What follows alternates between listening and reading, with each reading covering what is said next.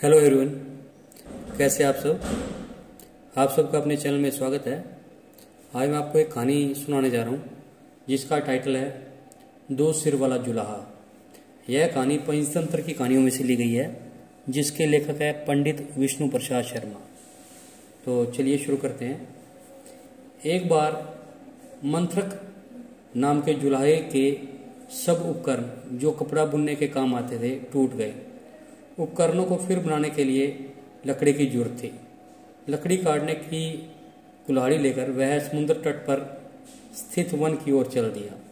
समुद्र के किनारे पहुंचकर उसने एक वृक्ष देखा और सोचा कि इसकी लकड़ी से उसके सब उपकरण बन जाएंगे।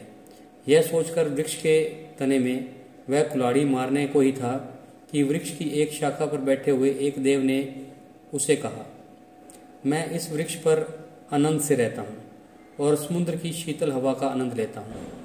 तुम्हें इस वृक्ष को काटना उचित नहीं। दूसरे के सुख को छीनने वाला कभी सुखी नहीं होता। जुलाहे ने कहा, मैं भी लाचार हूँ। लकड़ी के बिना मेरे उपकरण नहीं बनेंगे, कपड़ा नहीं बुना जाएगा, जिससे मेरे कुटुंब भूखा मर जाएंगे। इसलिए अच्छा यही है कि तुम किसी और वृक्ष का आश्रय ले लो। मैं इस वृक्ष की शाखाएं काटने को विवश हूँ। देव ने कहा, मंत्रक, मैं तुम्हारे उत्तर से प्रसन्न हूँ। तुम कोई भी एक वर मांग लो, मैं उसे पूरा करूंगा। केवल इस वृक्ष को मत काटो। मंत्रक बोला, यदि यही बात है तो मुझे कुछ देर का अवकाश दो। मैं अभी घर जाकर अपनी पत्नी से और मित्र से सलाह करके तुमसे वर मांगूंगा। देव ने कहा, मैं तुम्हारी प्रतीक्षा करूंगा। गांव में पहुंचने के बाद मंत्रक की भेंट अपने एक मित्र नाई से हो गई। उसने उससे पूछा, मित्र, एक देव मुझे वरदान दे रहा है। मैं तुमसे पूछने आया हूं कि कौन सा वरदान मांगा जाए। नाई ने कहा, यदि ऐसा ही है तो राज्य मांग लो। मैं तेरा मंत्री बन जाऊंगा, हम सुख से रहेंगे। तब मंत्रक ने अपनी पत्नी से सलाह लेने की बाद वरदान का निश्चय करने की बात नाई से कही। नाई ने स्त्रियों के साथ ऐसी मंत्रणा करना नीति के विरुद्ध बतलाया। उसने सम्मति दी कि स्त्रियां प्राय स्वार्थपरायण होती हैं। अपने सुख साधन के अतिरिक्त उन्हें कुछ भी नहीं सूझता। अपने पुत्र को भी वह जब प्यार करती है तो भविष्य में भी उसके द्वारा सुख की कामनाओं से ही करती है।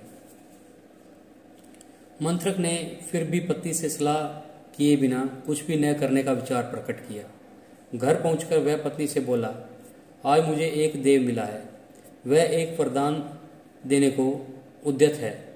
नाई की सलाह है कि मैं राज्य मांग लूं। तू बता कि कौन सी चीज मांगी जाए।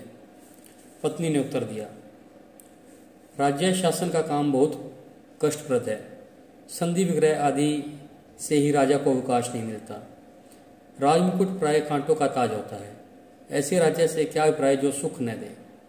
मंत्रक ने कहा, प्रिय, तुम्हारी बात सच है। राजा नल को भी राज्य प्राप्ति के बाद कोई सुख नहीं मिला। हमें भी कैसे मिल सकता है। किंतु प्रश्न यह है कि राज्य न मांगा जाए तो क्या मांगा जाए। मंत्रक पत्नी ने उत्तर दिया, तुम अकेले 2 हाथों से जितना कपड़ा बुनते हो उससे भी हमारा व्यय पूरा हो जाता है। यदि तुम्हारे हाथ 2 की जगह 4 हो जाएं और सिर भी 1 की जगह 2 हो जाएं तो कितना अच्छा हो। तब हमारे पास आज की अपेक्षा दुगना कपड़ा हो जाएगा। इससे समाज में हमारा मान बढ़ेगा। मंत्रक को पत्नी की बात जच गई। समुद्र तट पर जाकर वह देव से बोला, यदि आप वर देना ही चाहते हैं तो यह वर दो कि मैं 4 हाथ और 2 सिर वाला हो जाऊं। मंत्रक के कहने के साथ ही उसका मनोरथ पूरा हो गया। उसके 2 सिर और 4 हाथ हो गए। किंतु इस बदली हालत में जब वह गांव में आया तो लोगों ने उसे राक्षस समझ लिया और राक्षस राक्षस कहकर सब उस पर टूट पड़े। लोगों ने पत्थरों से उसे इतना मारा कि वह वहीं मर गया।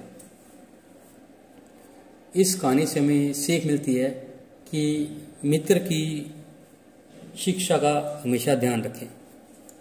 तो आपको ये कहानी कैसी लगी? अगर कहानी पसंद आई तो वीडियो को लाइक कीजिए, शेयर कीजिए और चैनल को सब्सक्राइब कीजिए। बेल वाला बटन जरूर दबाएं ताकि ऐसी कोई और कहानी डालें तो उसकी नोटिफिकेशन मिल जाए। Thank you.